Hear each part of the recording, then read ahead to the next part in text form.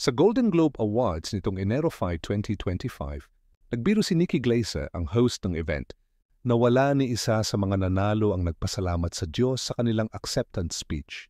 Sinabi pa niya, hindi na nakakagulat sa lugar na ito na walang Diyos.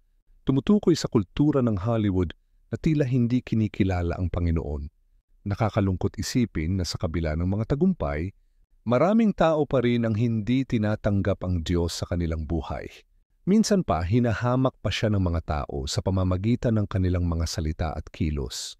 2 araw matapos ang event, Enero 7, 2025, sumiklab ang malaking sunog sa Los Angeles, kabilang ang Palisades Fire, na nagdulot ng malaking pinsala at paglikas ng maraming tao. Mga aral na maaari nating matutunan. 1. Ang tagumpay ay hindi sapat kung wala ang Diyos. Hindi natin dapat kalimutan ang Panginoon sa ating mga tagumpay, sapagkat siya ang pinagmulan ng lahat ng biyaya. Kaya't kung ikaw ay kumakain o umiinom o anuman ang iyong ginagawa, gawin mo ang lahat para sa kaluwalhatian ng Diyos. 1 Corinto 10:31. Ang paghamak sa Diyos ay may konsekwensya. Ang pagtanggi sa Diyos ay hindi magdudulot ng tunay na kapayapaan at kasiguraduhan sa buhay. Huwag kayong padaya. Ang Diyos ay hindi maaaring hamakin sapagkat ang lahat ng ihasik ng tao ay siya rin niyang aanihin. Galatia 6:7.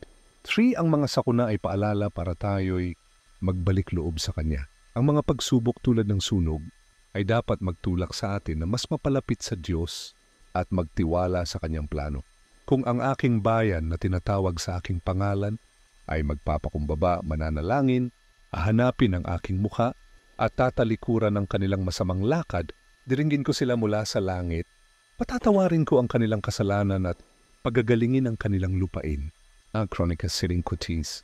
4. Pasasalamat at pananampalataya ang susi sa tunay na kasiyahan. Huwag nating kalimutan na magpasalamat sa Diyos sa lahat ng bagay, maliit man o malaki. Ang lahat ng bagay ay pasalamatan ninyo, sapagkat ito ang kalooban ng Diyos kay Kristo, Jesus tungkol sa inyo. 1 Thessalonica 5:18. Maging paalala ito sa atin. Tanggapin natin ang Panginoon sa ating buhay at ibigay natin ang pasasalamat at papuri na nararapat sa Kanya. Hindi pa huli ang lahat upang tayo'y manumbalik sa Diyos. Okay.